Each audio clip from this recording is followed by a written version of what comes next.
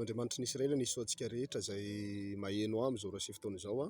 Apostoly Andreas ihany no mitondra ny hafatra ho amintsika rehetra izay manaraka an'ity vidéo ity a. Ety tendrombohitra amin'izao a mitondram-bavaka satria amin'ny mampanompon'Andriamanitra ny tena dia mahatsapa fa tsy afaka misaraka mivavaka mihitsy a ny fanomponan'Andriamanitra izany. Indrindra moa ny zavatra mitranga maneran-tany izao na ny eto Madagasikara na ny any amin'ireo faritra be dia be izay tsy voatanisa feno loza, ny aretina tsy afaka, ny loza ihany koa ity mitonga ny cyclone etsy andaniny, fiakarana rano, karazana tsunami tena miatrika daholo ny olona eto ambonin'ny tany ankehitriny. Dia ny torohevitra zaraiko amintsika rehetra amin'ny maha-mpanompon'Andriamanitra azy zany a dia ny hoe fitodiana amin'Andriamanitra. Ny zavatra tokony ataontsika zany ao anatin'izao zavatra mitranga maneran-tany izao a, vavaka mafy a, angatahana tombo-kase anatrehan'Andriamanitra mba hiavahantsika amin'ny olona rehetra, satria raha mijery ny bokin'ny Apokalipsy tsika rehefa misy an'ireo loza mitranga dia ireo olona misy tombo-kase an'Andriamanitra foana zany no avahana.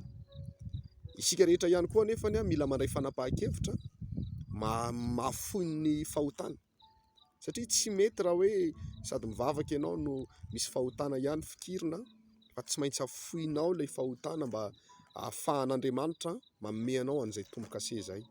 Ampitiavana be no izarantsika an'izany a, no izarako aminao an'izay hafatra izay a, mba ahafahanao tena hoe voaro ao anatin'ity zavatra mitranga maneran-tany ity. Baiboly moa dia efa miteny fa ho reraka ny fon'ny olona ny amin'ny zavatra mitranga noho ny fanonjanonja ny ranomasina, satria tsy fantany intsony hoe inona indray ny zavatra hisy eo, miandro hoe inona indray ny loza hitranga, inona indray ny zavatra ahazo, dia mitebiteby andro aman'alina. Ary raha mandinika isika amin'izao fotoana izao a, ny ankamaroan'ny olona reraka fo mihitsy, ary ny aretina tena hoe mahazo ny olona rehetra ankoatran'ilay aretina miparitaka ny variant sy ny covid sy ny karazany a, dia ny areti-po.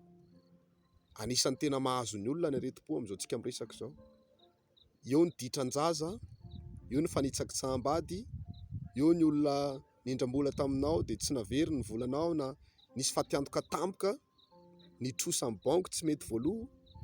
Be dia be mihitsy ny zavatra mahazo ny olona miteraka an'izay areti-po izay, reraka ny fon'ny olona.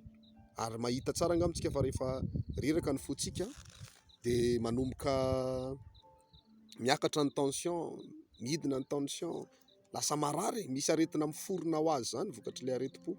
Ka ny torolalana zaraina amintsika rehetra izay mpanaraka ny vidéoako zany a, dia fibebahana. Atao eraka hibebaka isika. Ny atao hoe mibebaka raha ohatra hoe miaina tao anatina fijangajangana ianao teo aloha dia miala amin'izay mihitsy. Izay zany atao hoe mibebaka. Tsy hoe mivavaka fotsiny hoe mamindra fo amiko tompo dia mamelany aiko, tsy vitan'izany ny atao hoe mibebaka. Ny mibebaka miala amin'ilay toerana misy fahotana mihitsy ianao, mifindra amin'ny toerana misy an'Andriamanitra.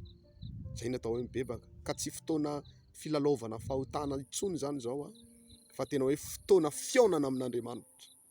Izany mahatonga anay miakatra ety an-tendrombohitra, hitantsika tsara angamba izao sary izao a, ety an-tampon-tendrombohitra izay amin'izao fotoana izao no mivavaka, mibebaka mafy eo anatrehan'Andriamanitra, sady mitondra mavaka ny mpino a, mitondra mavaka antsika rehetra izay manaraka tsy tapaka ny vidéo ihany koa, satria izay mahatsapa hoe miady rery daholo ny olona, dia miezaka izay mpanompon'Andriamanitra mivavaka ho antsika rehetra, ka dia mirary ny sosiny tsara.